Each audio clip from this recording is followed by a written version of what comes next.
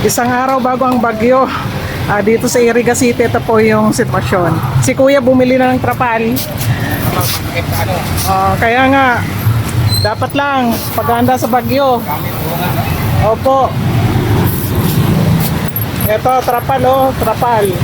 Dito yan sa Francie Emporium. Ayan, trapal. Magkano kayang presyo? Ito si Miss. Ayan. Miss, magkano ang presyo ng trapal? Ako po 60. 60. 60 kada Yarda po. yarda. 65 po pag metro. Ano ba? Dapat. Oh, Ito po 85, 95 po ba? 85, may 95 pag mahaba. Okay. Mabenta itong trapal. Kailangan talaga para hindi tayo masyado mabasa ng ulan dahil sa bagyo po. Thank you. Ito lalagyan ng tubig oh. Dapat meron tayo niyan. Ito po magkano lalagyan ng tubig?